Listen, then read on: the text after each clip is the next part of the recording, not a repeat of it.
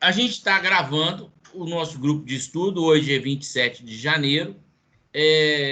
A gravação é para ter o objetivo de todo mundo estar ganhando um pouco mais de autoridade nesse quesito, né, da Lei Geral de Proteção de Dados.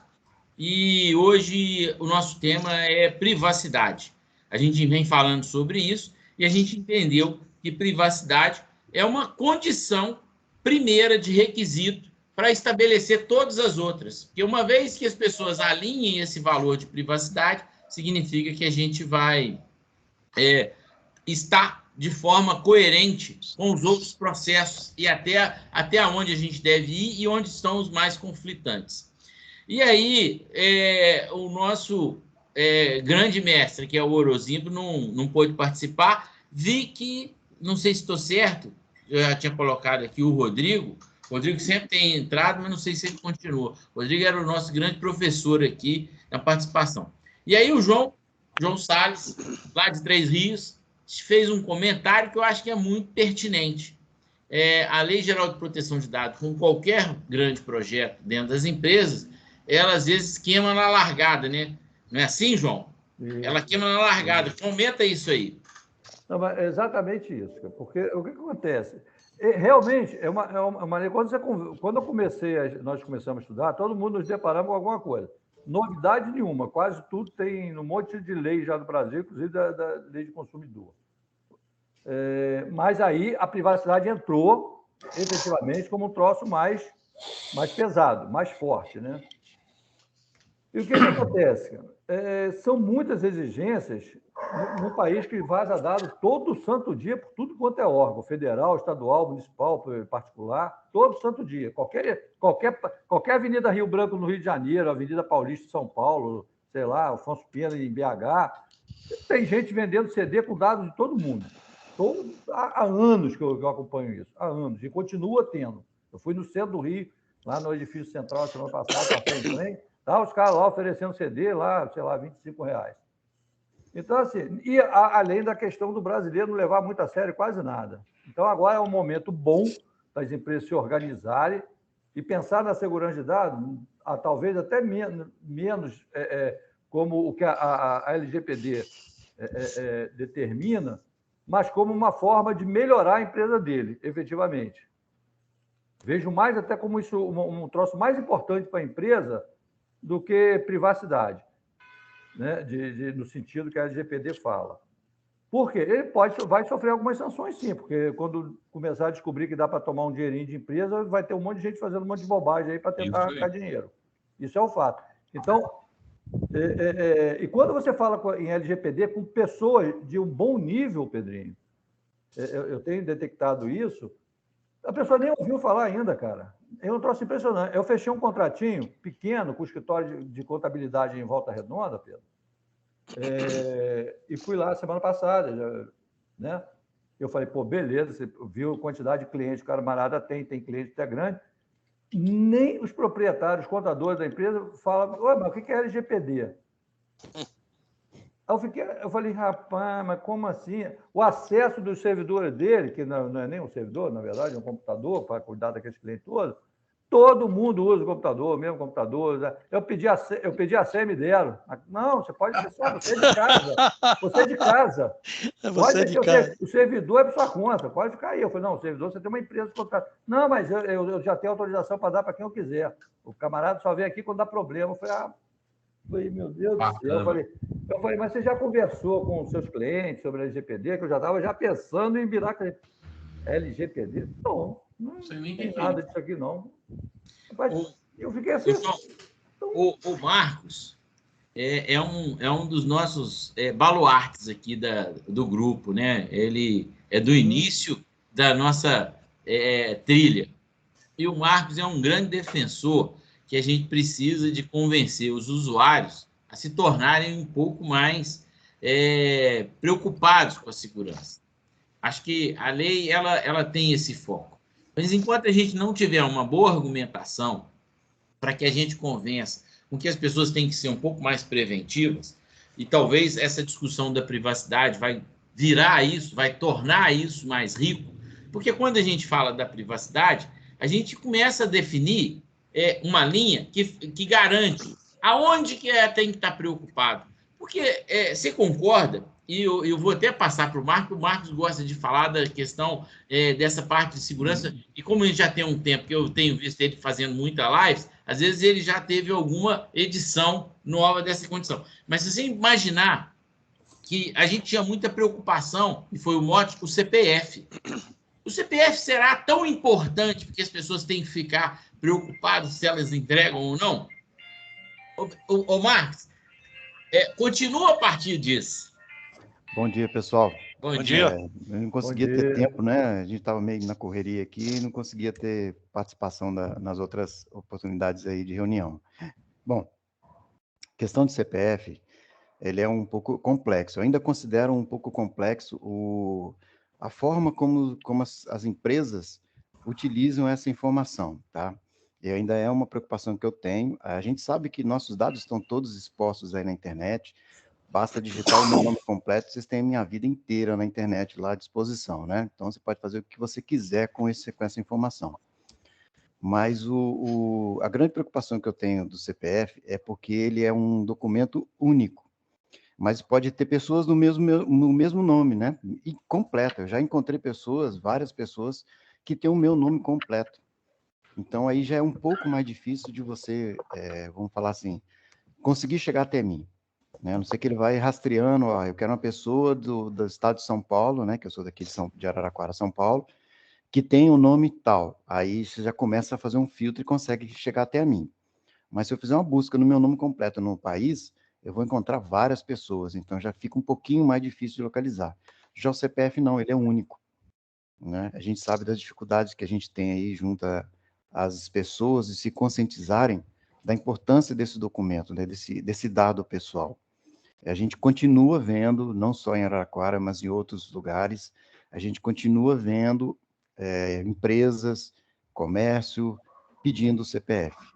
Né? É super importante, pelo menos na minha visão hoje, que a gente tenha a justificativa correta, né? E a conscientização tem que partir para todo mundo. Por isso que a gente tem feito esse trabalho, né, Pedro? Tentar convencer as empresas, convencer os usuários da importância dos seus dados pessoais. Então, é uma batalha diária, né, de transformação de informação. A gente sabe que a autoridade, ela tem lá um respaldo pelo próprio artigo dela, que ela tem essa responsabilidade de fazer essa divulgação ao público, mas eu acho que a gente, né, pessoas todos os dias, a gente acaba falando, uma hora entra na cabeça do pessoal. Eu já sinto um pouco aqui no meu trabalho, o pessoal já começa a lembrar do que eu tenho falado, né? Toda vez que alguém vai no mercado e pede um CPF, já muda a situação, estou lembrando que o Marcos já falou, né? Às vezes, pequenas atitudes, igual eu estou falando de mercado, né? Tem atitudes que antigamente existia, acho que eu comentei no início, né, Pedro, que existia uma situação que você cria uma pontualidade naquele local e você ganha a partir de certo volume de compra, você ganha um desconto.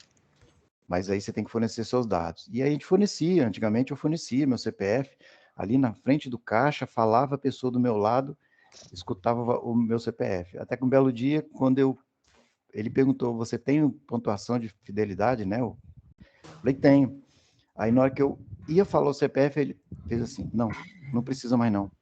É só você digitar na maquininha agora que ele já vai automaticamente para o seu ponto. Então isso já tirou da minha situação de exposição pública de uma informação pessoal minha. Então esse é um desafio nosso que a gente tem aí de procurar novas técnicas, né, para ajudar a conscientização geral, né? Pelo menos essa é a minha visão que eu tenho hoje sobre que a gente tem passado aí de dados de titulares, a preocupação das empresas, e o que o nosso colega comentou realmente é isso aí, tá? As empresas não sabem o que é LGPD, ainda confundem com a outra letra ainda, né? Eles acham que não é para eles, eles não acham que não é para eles, que isso é só para grandes empresas, mas aqui em Araraquara eu já estou percebendo, inclusive um cliente meu que eu prestava serviço de TI há um bom tempo, ele já me ligou e falou, olha, Marcos, lembrei de uma live que você falou, aconteceu exatamente o que você falou aqui com a gente. Um cliente, onde a gente presta serviço, onde a gente coleta os dados dessa pessoa para fazer um trabalho interno aqui, ele me perguntou se a gente tinha um mínimo de adequação de LGPD e eu fui bem sincero com a pessoa. Não estou adequado ao LGPD, A gente já está procurando esse tipo de tratamento. Eu falei, ó, perfeito, é isso mesmo. As grandes vão procurar as pequenas. Se as grandes começarem a se adequar, as pequenas vão atrás também, porque senão vai ter problema. Essa condição que o Marcos coloca aí já é uma edição. O Marcos, antes, ele tinha uma restrição, e agora ele coloca de uma forma muito legal, que é assim, não é a aquisição do documento, é a exposição. Isso. E a gente, eu já vou te dar a palavra, tá, Dante? A gente, no tempo todo que a gente vem discutindo, e o Rodrigo, eu já coloquei ele aqui umas 2 vezes, não sei se ele ainda continua aqui, mas a gente criou um conceito que é o seguinte: qual o tamanho da falha com relação à relevância do problema? Então, adquirir os dados seria um problema? Adquirir os dados, não. A exposição dos dados, sim. Aí a gente começou a entender a questão de propósito. Se a pessoa tem propósito. E aí, por isso que esse tema da privacidade, ele é o requisito. Porque uma vez que você vira e fala o seguinte, olha, se eu entendo que os dados dos meus clientes precisam de privacidade para condição de exposição, para condição de uso, porque às vezes eu preciso de propósito, se a gente definir bem isso, a gente começa a criar a cultura de que a gente precisa de ter regras claras e todo mundo entender ela. Então, a empresa inteira vai entender, não é só o diretor e não é só o chão de fábrica. Todo mundo vai entender. E na segunda condição, o Marx colocou de forma clara. Se você presta serviço hoje para uma empresa do tipo da Petrobras, ela exige de você requisitos de segurança. Ela, inclusive, vai lá ver se você tem segurança. Por quê? Porque se você tem acesso às unidades dela, você pode estar adquirindo dados da unidade. E aí ela já não está falando nem só de Lei Geral de Proteção de Dados, mas de requisitos de processo, de requisitos de termos que têm valor autoral, né? Que tem conhecimento e inteligência, às vezes, num processo. E aí ele não quer que seja exposto, porque isso pode quebrar a questão da concorrência. Então, acho que essa é uma condição que a gente está aqui lidando, e toda vez que eu conseguir conectar o que a gente está discutindo com a privacidade, eu vou estar fazendo a interlocução. Dante, você levantou a mão. Corroborar com o nosso amigo Marcos aí, uma coisa que eu estudei logo no início, para se achar uma pessoa, né? Ele falou, você tem um CPF, tem um nome e tal. Mas tem uma coisa interessante, não precisa nada disso, tá? Tá aqui, ó. Vocês estão vendo aí a tela? Sim. Tá ali, ó. O que você precisa, na verdade? Só o zip code, que é o nosso CEP, né? A data de nascimento e o sexo. Não precisa de mais nada. Eu acho qualquer pessoa com essas 3 informações. Entendeu? Então, assim, eu não preciso realmente de nenhum documento de identidade, eu não preciso de documento de votação, endereço, nada disso, tá?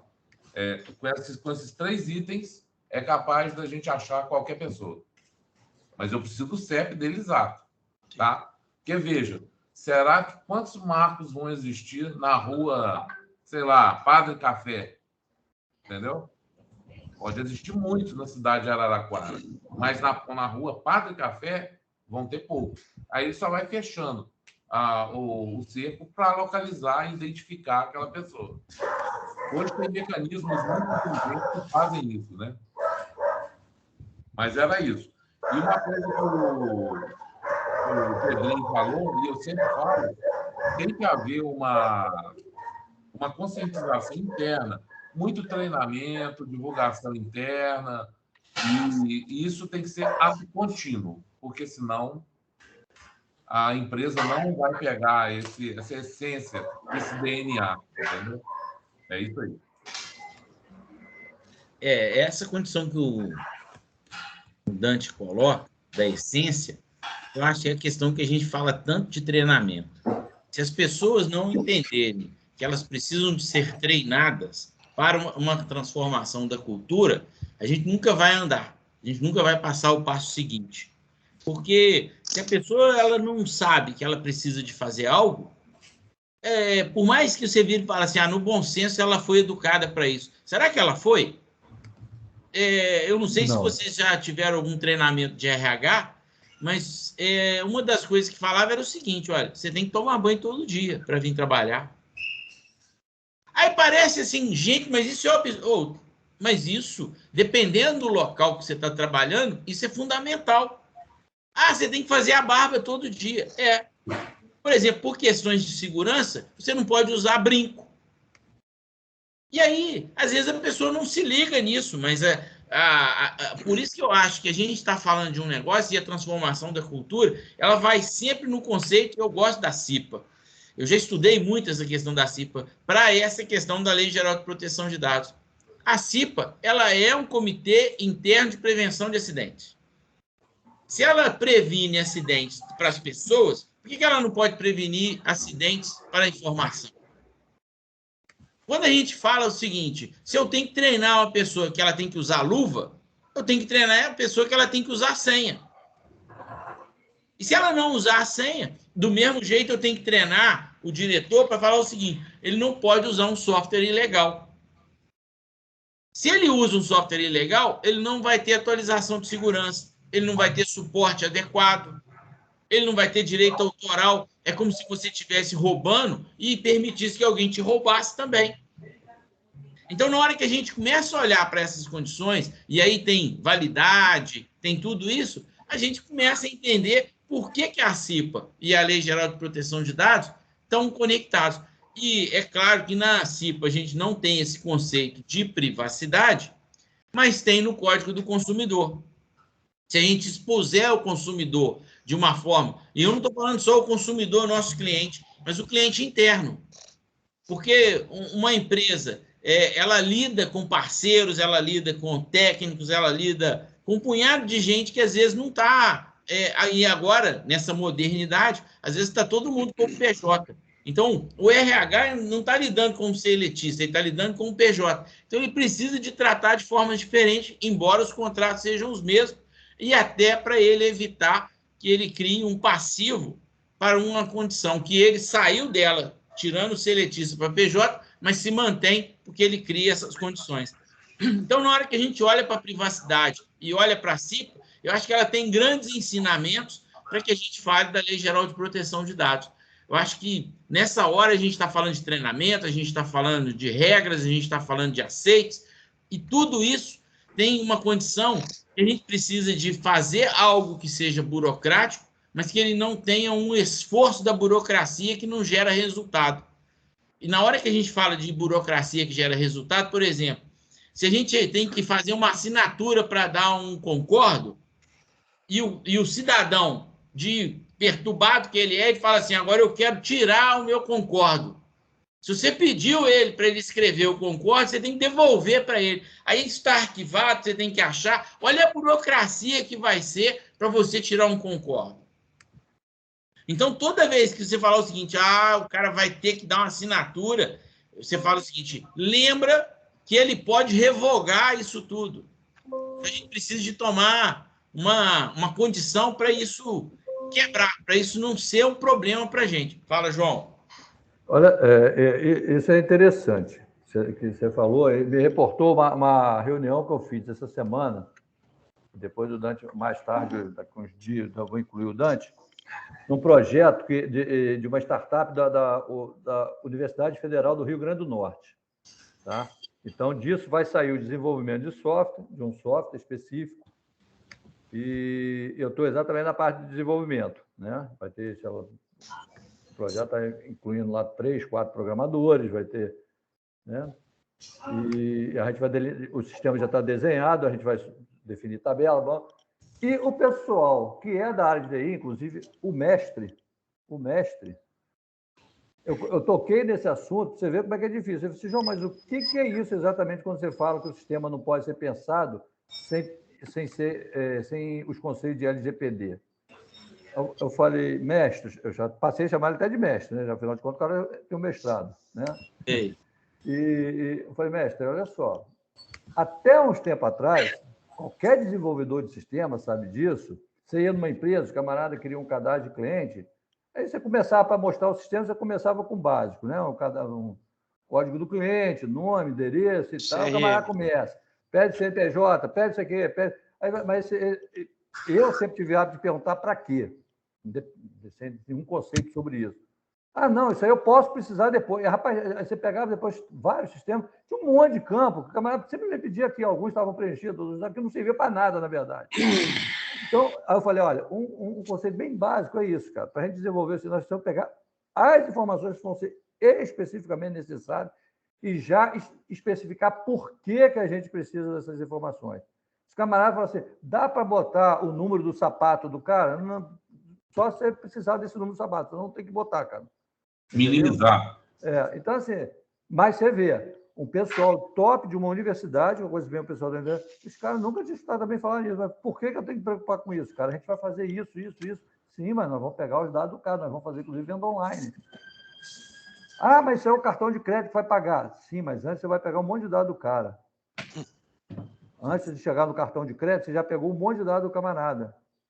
Pô, mas isso vai dar uma trabalheira, então, no desenvolvimento. Eu falei, não, no levantamento de requisitos do sistema, que a gente tem que pegar as informações corretas que a gente precisa. Precisa. Entendeu? Realidade, então, né? você vê que o troço é complexo e realmente... Por que você não se assusta quando o camarada, você for numa entrevista, o camarada vai falar para você que tem que tomar banho todo dia? Porque isso já está no subconsciente seu. Você sabe que você levanta e toma banho. Levanta e toma banho. Você vai pedalar ou jogar bola ou para a sua empresa, você toma banho. Né? Então, aquilo que é normal para nós, não é normal para um monte de coisa, para um monte de pessoas, cara. Entendeu? Então é isso. Para nós que já militamos nisso há algum tempo, isso parece surreal, mas é a prática do dia a dia. É o que a gente vê, a gente fica assustado. Como é que um mestre, um cara com uma formação dessa, passa um conceito desse? Quer dizer, você fala, onde é que eu estou, gente? Que mundo que eu estou? Exatamente. Porque era comum, né? Desenvolver, não sei qual é a área de cada um aí, mas desenvolvimento era comum. O camarada pedia um monte de troço. Não, deixa, eu posso precisar, eu preciso saber o time de futebol que ele torce, eu preciso saber a religião do cara, eu preciso saber tudo. Entendeu? Religião é ótimo. O Marcos levantou a mão aí, mas essa questão de querer saber e às vezes questionar, às vezes a gente se torna contraproducente, porque a gente levanta tanta informação e a gente nem tem o que fazer com elas. Né? Às vezes isso acontece também, e aí você vai... Agora eu não tenho mais 1 tera de backup, não, tem 2 tera. Por que você tem 2 tera? Ah, porque ninguém faz faxina. Né? A gente precisa de fazer isso de vez em quando, né? De expurgar esses dados que não servem para nada. E na hora que falou do número de sapato, eu lembrei. O número de sapato hoje é um EPI. Então, você precisa de saber, porque quando você for comprar os EPIs, você precisa de ter noção do que você precisa. Então, isso é importante. Até mesmo aquela função, saber que tipo de sapato que vai ser. Se ele é da cor branca, se é da cor preta. Agora, eu estou trabalhando com um hotel e o sapato das camareiras é preto. Não pode ser branco, porque branco é o da área alimentar. Marco. Está no mute, Marco. Agora voltou. Está me escutando bem agora, né? Ok. Beleza, então, tá bom. Achei esse posicionamento aí, essa fala bem interessante, né, do que fica guardando.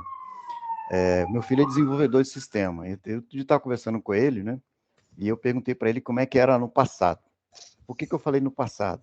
Porque hoje, quando ele desenvolve o sistema, ele já se preocupa com o Privacy by Design, né?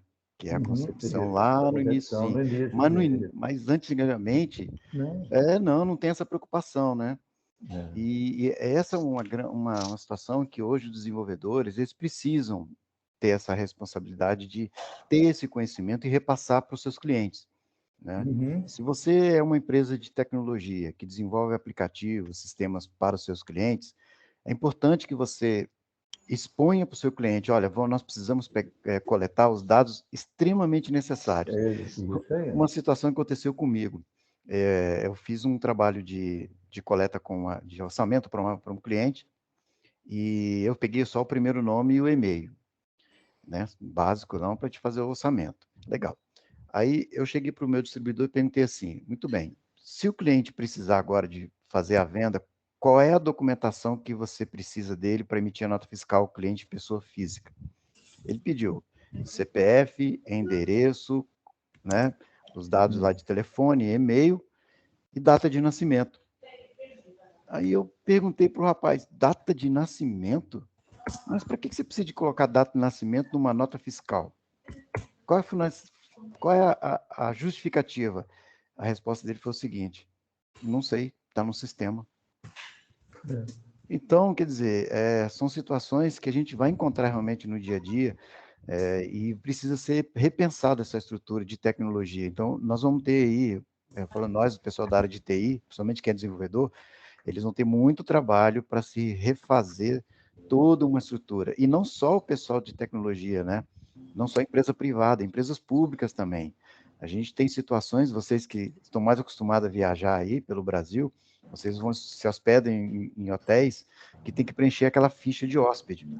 E tem um monte de dados ali que a gente se pergunta, é necessário? Então, o que eu penso, assim, que a LGPD vai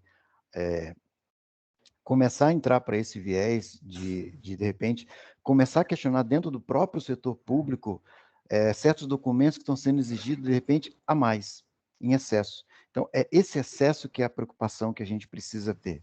Então, como empresa privada, a gente já precisa desenvolver essas tecnologias para coletar o mínimo necessário, né, de acordo com a finalidade que a gente tem. Por isso que eu gosto muito desses dois princípios, a necessidade e a finalidade. A transparência também é importantíssima, mas a finalidade e a necessidade, para mim, são o que eu considero os principais dentro dos artigos da LGPD.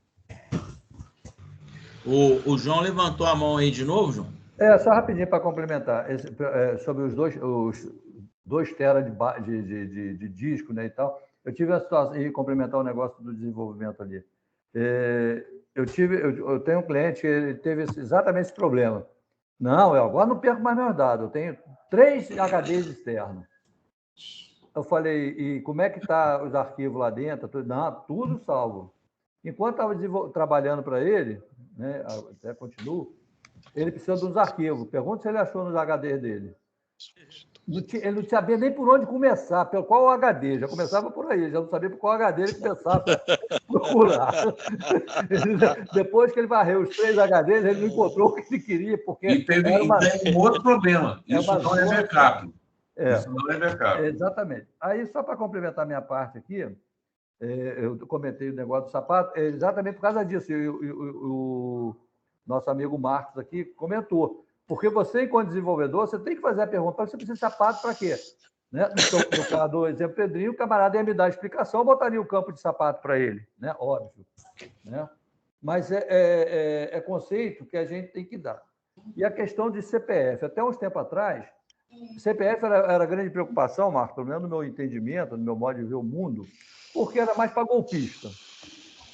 Com o advento do marketing forte, digital, aí o camarada quer saber se você é homem, se é mulher, qual é a sua religião, seu time de futebol, sua data de nascimento, para o cara bolar um monte de campanhas e infernizar a sua vida. Infernizar a sua vida. Então, hoje, e as pessoas precisam disso para fazer marketing, não tem jeito.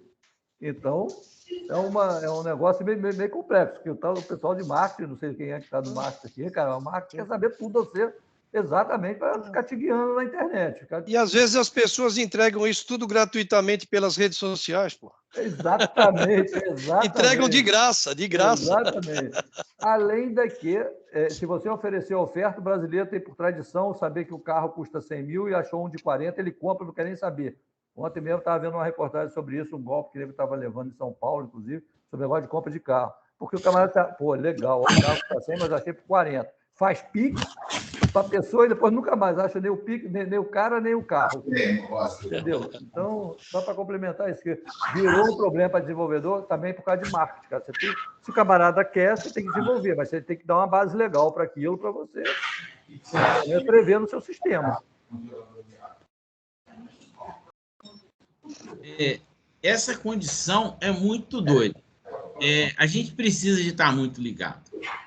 Não dá mais para a gente simplesmente estar preocupado com que tipo de dado vai ser capturado, mas o que a gente vai fazer e como que ele pode ser exposto. Esse é o grande risco, né? O Romário é o próximo aí, depois o Marcos de novo. Só um segundo, Pedrinho, você não está gravando, tá? Parou de gravar? Eu acho que dá. Não, tá gravando. Tá gravando? Tá gravando, sim, tá gravando, tá gravando. Eu queria fazer 36 minutos já. um comentário sobre o que o Marcos falou. Ele deu exemplo do que o cara estava pedindo a data de nascimento para emitir nota fiscal e não sabia por quê, só que estava no sistema. Eu passei por uma situação parecida, aqui, eu trabalho aqui na concessionária, e aí o sistema exige que o cliente tenha, que eu tenha a identidade do cliente. Mas por quê? Porque o sistema exige para emitir nota fiscal. Nota fiscal não exige. Só que aí depois, muito tempo, eu fui ver. Como a gente vende carro, muito caro, tem um certo valor, eu não lembro exatamente o valor, que eu sou obrigado a informar alguns dados para o COAF. E por esses dados no carro, eu tenho que identificar o cliente. Por isso que eu preciso da identidade. Não é por causa da nota fiscal, é por causa de uma outra lei. Então, só voltando àquele exemplo do Marcos, às vezes é um dado que você acha que não tem nada a ver, mas tem uma outra lei que você não sabe, que não tem nada a ver com a outra, e que você precisa daquilo, entendeu? Ô, Romário, antes do Marcos falar, pensa no seguinte. Muito das informações que a gente fica falando que não pode ser pedidas, e a gente já discutiu isso, e o Marcos vai ter oportunidade de estar falando aí, tem uma lei lá em São Paulo que proíbe a farmácia de pedir o CPF. Aí no dia eu ainda questionei sobre isso, falei assim, como que pode um documento que você precisa para emitir uma nota fiscal ser proibido de ser requisitado? Então, existem incoerências também, que até essa lei, a Lei Geral de Proteção de Dados, por mais que ela já tenha algum tempo, ela ainda é muito nova. E a gente não pode comprometer algo que é fiscal por conta da lei e falar que não pode. O Marco acabou de falar no início, ele falou o seguinte, olha, se eu não me expuser, se eu não tiver que falar, verbalizar, se eu tiver que digitar, já está bom. Agora, o que você vai fazer com os dados, eu posso eventualmente questionar se eu fui exposto. Aí tudo bem. Então, você cuida aí. Mas só na aquisição ele já não ser, já está perfeito. O Marcos, sua vez. Perfeita a colocação, Pedro, perfeito, é isso mesmo, né? Eu acho que é a questão da comunicação, da transparência com o titular, né? Olha, se tem a justificativa, então até as empresas conseguirem realmente se adequar e entender os conceitos e ser transparente com o titular, por que você está precisando daquela informação, é justificável. Agora, quando ele não fala e a gente fica desconfiado, o que vai fazer com aquela informação, que é o que gera desconfiança para a gente, né? E eu levantei a mão porque eu lembrei de uma situação que aconteceu semana passada comigo. Eu atendi o telefone, não reconhecia o contato, atendi o telefone, desculpa a questão de religião das pessoas e de apoio voltado para questões de associações, né? Mas vou ter que falar o nome do santo, né? A LBV ligou para mim. Ligou simplesmente falando o meu nome, né? Ô, Marco, como é que tá? Tudo bem? Eu achei já estranho, né? Primeiro, porque eu não conhecia o número do telefone. E outra, eu era de outro estado. Eu era do Espírito Santo e estou aqui em Araraquara há 5 anos. E eu faço a pergunta, como que eles localizaram o meu telefone e o meu nome pedindo apoio, né? E eu nunca dei apoio para eles. Então, é aquela questão, como que eles conseguem chegar? É aquilo que eu estava falando no início. Os nossos dados já estão expostos. Como é que ele consegue localizar através de um telefone o nome de uma pessoa? Então, Marcos, essa que é a preocupação. E essa discussão, ela também é relevante, porque uma vez que você percebeu isso, como é que você vai gerar uma demanda contra uma empresa? Porque se você percebeu que você foi exposto, você pode falar o seguinte, olha, como é que eu vou chegar para um advogado e falar o seguinte, olha, eu quero entrar com um pedido de exclusão da base de dados. Para quem que eu vou pedir? Quanto que isso vai custar? Qual o tamanho desse problema? Sim. Porque quando é uma ação de governo é diferente. Uma ação de governo, ela vira e fala assim, eu vou multar o Facebook por conta disso, eu vou multar o Google por conta disso, eu vou multar a Unimed por conta disso. Agora, quando a gente na situação de uma pessoa física, como é que eu vou pagar para um serviço? Não vou, aí eu desisto de fazer. É verdade. A gente está preocupado com isso, né? E tem a situação que é mais interessante, porque as pessoas pensam que é só para as empresas privadas e empresas públicas, né? Mas as que são aí consideradas aí de terceiro setor também são importantes fazer isso aí. Eles também precisam se adequar, porque eles estão com nossos dados, a gente não sabe, né? São ONGs, são em diversas empresas aí. A minha desculpa foi que eu estava em reunião, que eu não podia atender no momento, e aí eu desliguei o telefone. A pessoa agradeceu e foi só isso. Já Então, toca de novo. né, são essas... pode ser que vai ligar, mas é como a gente faz aquele negócio, a gente bloqueia, mas eles têm uma quantidade de acessos de telefonia tão diversa que ele vai te localizar e vai te ligar, vai te ligar. Para ninguém falar.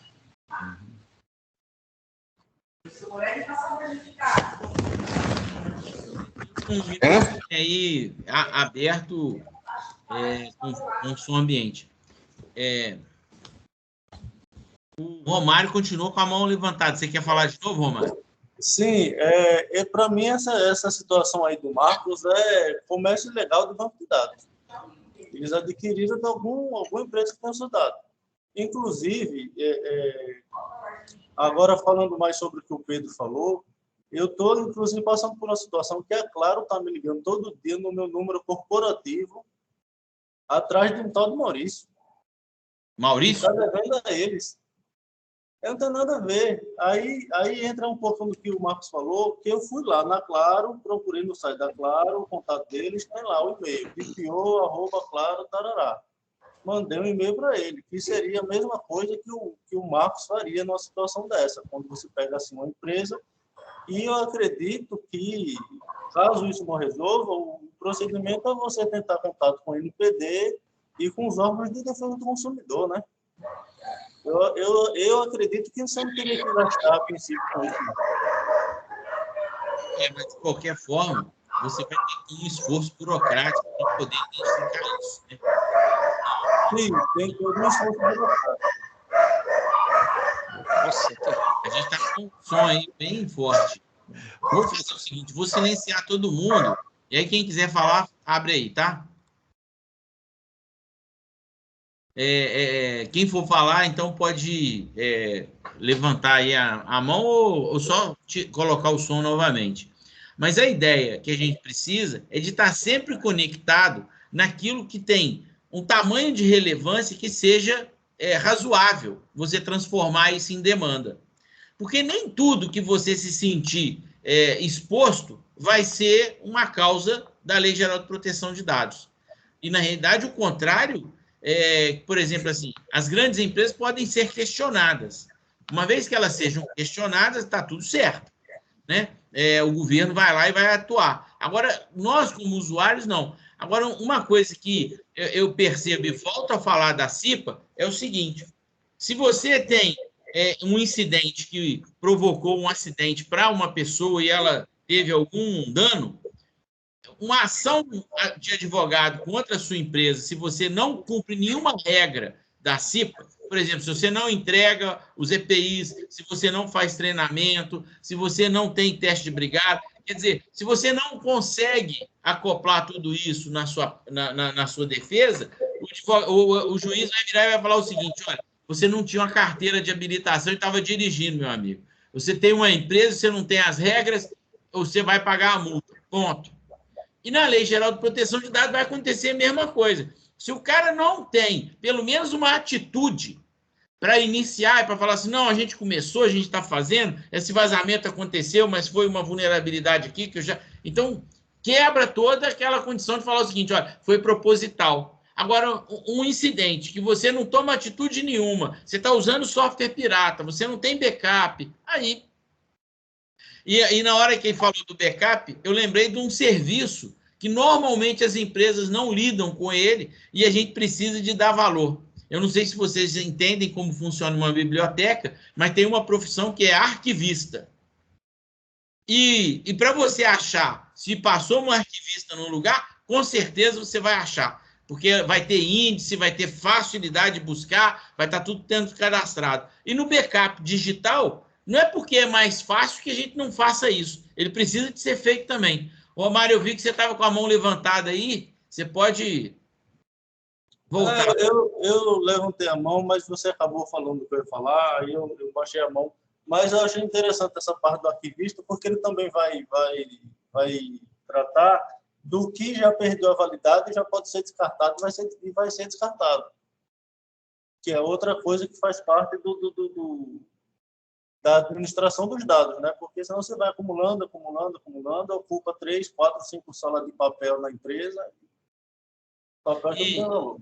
E lembrando aqui, o Dante falou na semana passada sobre descarte, né? O descarte ele também tem que ser de forma adequada, que também faz parte dessa condição de, por exemplo, quando você vai numa indústria e entender que lá precisa de... O óleo que foi utilizado não pode ser jogado no rio, ele tem que ser descartado de uma forma correta. Então, na hora que você olha, por exemplo, um escritório de contabilidade que venceu alguns arquivos, porque passou do prazo que precisava de ser guardado, embora muitos dos arquivos precisem ser guardados a vida toda, mas vários não precisam. E aqueles que não precisam, como é que eles são descartados? Eles podem ser vendidos por ferro velho? Podem, desde que sejam picotados, desde que sejam destruídos de forma adequada, para que ninguém possa estar utilizando eles como informação ou questionando questões. Então, a gente precisa de estar... O arquivista ele faz isso, né? Ele cuida do processo de arquivar e ainda cria um índice para facilitar as pesquisas. E até para o descarte, imaginar como que tem que ser descartado, porque senão o lixo vira a porta de entrada, né? A gente fica falando aqui que a internet é a porta de entrada, que a falta de senha é a porta de entrada. Marcos. Perfeita colocação, hein, sobre essa parte física, né, que todo mundo pensa que realmente é só eletrônico, né, está inclusive na lei, né, também é a parte física. E a gente vê essa situação de descarte de documento geral, né, eu trabalho numa instituição de ensino também aqui, e você imagina a quantidade de informações de alunos que isso pode ser passado para a rua, né? Então, de tanto a gente comentar aqui sobre a questão da proteção, privacidade de dados, né? Cuidado com as informações que estão em certos relatórios. Às vezes você vai imprimir um histórico escolar e aí a impressora agarra lá o papel, né? E aí você pega aquele papel e joga no lixo. Então, toda essa preocupação agora já está um pouco melhorada. Então, nós não estamos mais jogando o papel no lixo, né? Estão sendo guardados esses papéis para que possa ser feito um descarte correto. E não é queimar, tá? Aí eu, na minha posição também como auditor de meio ambiente e saúde e segurança que eu sou, não pode de jeito nenhum. Então, a gente tem uma questão de que é poluição ambiental, a gente está no centro da cidade, né? Então todo mundo fica preocupado com isso aí. Então, a gente tem que ter a preocupação realmente do descarte do lixo eletrônico e do descarte do material físico, né? Inclusive HD, viu, pessoal? Que a gente vai escutar aqui, vai ouvir a gente aqui, formatar um HD não resolve o problema, não. E o HD, ele tem descarte de lixo eletrônico, mas antes de descartar, tem que fazer a destruição do disco interno, né? Porque se você permitir que ele esteja lá, é claro que você pode colocar um grande ímã em cima e realmente comprometer a parte magnética dele, mas tem que estar preocupado com isso, né? Para mim, que já fui técnico, a formatação de baixo nível, ela também funciona, né? Mas a Receita tem conseguido descobrir. E toda vez que a gente fala da privacidade, existe privacidade mais ou menos, né? Porque a Receita tem acesso a tudo e quer ter acesso a tudo, né? Romário, você está aqui com a mão levantada de novo. Na verdade, o Marcos falou que o material físico em papel não pode ser queimado. Qual seria a solução definitiva? Porque enquanto eu rasgar, ainda pode ser colado, né? Eu vou só fazer uma parte antes do Marcos. Porque toda vez que a gente queima de forma normal na rua, por exemplo, você vai lá para o quintal e queima lá, você gerou uma poluição. Então a gente tem que ser contra a poluição. O certo seria picotar ele através de uma máquina de picotar e levar para ser usado de um material reciclado. Então, é só para a questão de proteger o meio ambiente. Agora, o meio ambiente já existe. Lugares, por exemplo, que se você olhar usinas lá no Japão, que o lixo é todo levado para um lugar, aí ele realmente é queimado para fazer vapor e fazer energia, mas não tem uma poluição, porque aí você tem um filtro. Então, você pode até queimar, desde que você faça um filtro. Então, por exemplo, se você levar para ser cremado, ele não vai ter cheiro em lugar nenhum, não vai ter, porque tem um filtro para isso. Então, você pode transformar o seu lixo num crematório. Aí tá certo, né, Marcos? Não tem que falar mais nada, você já falou tudo. É isso aí mesmo. A questão ambiental, a gente tem que fazer o descarte, né? Sempre procurar as empresas que têm a licença ambiental perante o órgão, tá? É responsabilidade do gerador do lixo, seja ele eletrônico ou não, fazer o descarte ambiental correto. Então, tem toda uma cadeia correta de se fazer o descarte de qualquer tipo de produto, tá? Então, é de nossa responsabilidade quem gera, de quem transporta e de quem faz o descarte ambiental correto. E para que isso a gente tenha essa evidência, nós temos que seguir a política ambiental. Então, existe aí, tem que ter licenciamento, você tem que ter registro, documento de que você gerou um lixo em um determinado lugar e que esse lixo foi descartado, foi reciclado, né? Quando não é reciclado, ele tem que ter uma evidência, porque se a empresa não fizer isso, ela pode decorrer de um problema ambiental, uma multa ambiental, um passivo ambiental, porque foi descartado errado. Você não pode pegar, por exemplo, um pneu de um carro, porque aconteceu isso na empresa que eu trabalhei. Eu perguntei para o pessoal, vocês fazem o que com esse pneu aqui dessas empilhadeiras? A gente manda fazer recauchutagem. Legal. E esse pneu, quando não é recauchutado, o que você faz com esse pneu? Eu deixo lá para o cara descartar. Falei, pois é. E você não pode fazer mais isso. Por quê? Porque dentro da própria empresa que a gente trabalha, já tem uma empresa que tem a questão de licenciamento ambiental, que faz a coleta, o transporte e a destinação final. Então, o que você vai fazer? Você vai entregar para o seu cliente, para o seu fornecedor, os pneus, aquele que ele recauchutar, você aproveita. O que não recauchutar, você devolve para você e você descarta nessa empresa aqui dentro, que ela vai fazer o transporte e adequação, conforme manda a requisito legal.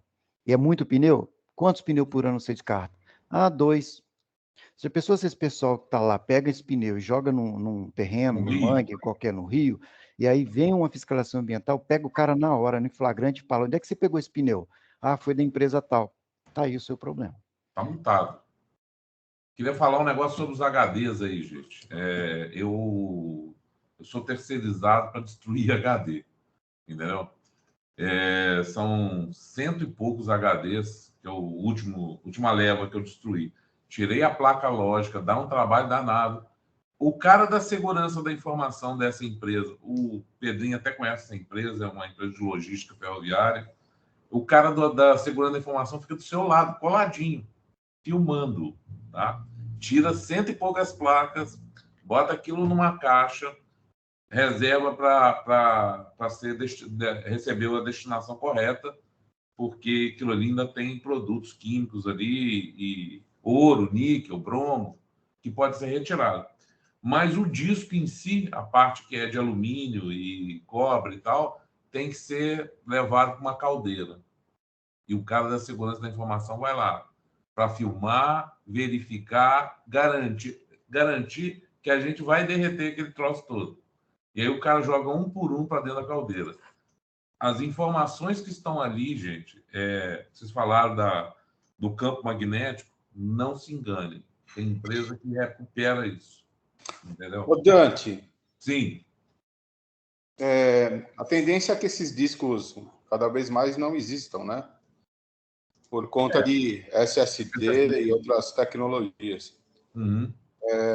E aí é uma pergunta, apesar de conhecer bastante tecnologia, ainda não pesquisei. Como é que apaga esses discos SSD? Porque é uma memória, né? O SSD é uma memória, mas assim, a parte que você tem que fazer é uma formatação lógica? É tipo uma formatação de baixo nível. Entendeu? Mas Entendi. Tem que usar o software do fabricante. Você fazer isso para pequenos SSDs, que agora é assim, né? Ele é uma plaquinha. Uma plaquinha. Eu tenho um aqui, ó. Olha o tamanho dele, ó. Ui! Já caiu. Esse pode cair. É isso aqui o CSD. Você já apagou os dados aí com essa queda? Não, então aqui. É esse cara aqui. Os servidores, para alinhar com a parte ambiental, Os servidores não são mais aqueles servidores grandes, né? Não, é verdade. Utilizar a hiperconvergência, novas tecnologias estão vindo aí, né? E os requisitos de fonte diminuem, consecutivamente o consumo cai. Isso tem que mudar, entendeu? Porque vocês sabem, todos vocês são da área de TI. O consumo dos servidores é grotesco, gente. É um negócio grotesco. Na verdade, né, Dante? Com o advento da cloud, né? Isso daí já tende a... Mas você só transferiu o problema. Eu sei, mas você acaba servidor físico em si, eu quero dizer, ele vai ter só rodando nele a parte do sistema, de uma VMware, entendeu? A virtualização, servidor físico, né? A preocupação, o que eu quero dizer é que a preocupação muda para o outro ambiente, né? Que é o teu virtualizador que contém os arquivos da máquina, né? O virtualizador nada mais faz do que criar um arquivo, né? E aquele arquivo é uma máquina, né? Então, a preocupação hoje vai muito mais para um storage do que propriamente para o servidor físico, né? Pois é. E nessa empresa, por exemplo, é uma empresa que tem, assim, físicos. Tem o quê? Uns 600, 700 servidores físicos, né? Alguns storage. Então, na hora que você entra no data center, o som é absurdo e o calor, você percebe as zonas de calor, né? Vai para um lugar, tá mais frio, vai para outro, tá mais quente. Então, assim, é um consumo de energia absurdo. Absurdo, tá? Absurdo mesmo. É muito consumo de energia. E eu acho isso um desperdício, realmente. E os servidores mais modernos agora, como você falou, vem tudo com otimização aí de fonte, de consumo, de uma inteligência maior, né? Esses mais antigos... Eles até faziam um balanceamento nas fontes, né? Mas era um balanceamento burro. Agora não, eles chegam a desligar certas fontes, entendeu? Só entra se tiver um problema mesmo. Vamos voltar a refrescar com água, igual dos IBM que eu trabalhava. Tem que ter uma caixa d'água para refrigerar. Da época dos mainframe. Mas, ô Salles, essas máquinas de gamer vai água mesmo para refrigerar. Vai. Né? Senhores, vou colocar aqui que a gente está com 9h58. O nosso tema hoje foi bem rico, a gente falou sobre privacidade, a gente tratou sobre como que a privacidade precisa de ser colocada, e hoje o Marcos fez um depoimento brilhante sobre a condição, não de adquirir o CPF, mas da forma que se faz, né? Então, esse talvez seja o grande gargalo, né, do problema, né? Porque a pessoa não tem que verbalizar, mas ela pode digitar, e aí ela talvez lá no processo pode ser que se uma exposição gere um problema, mas se ela digitar, ela não vai estar expondo os dados dela para outras pessoas. Já são 9h58, estou aqui já fazendo a minha fala final, né, agradecendo. Estou vendo aqui que o meu colega de cidade, né, o Lucas, acabou de chegar, mas a gente está terminando. Então, quero deixar aí meu agradecimento, e daqui a pouco eu publico lá, e queria saber se todos estão de acordo para que a gente possa estar publicando De acordo. Pode publicar, estou de acordo. De acordo. Ótimo. Gerencie o desacordo depois, hein? Não, esse não é assinado. Tá tudo certo. Eu vou encerrar a gravação aqui, tá? Ok. Tá joia.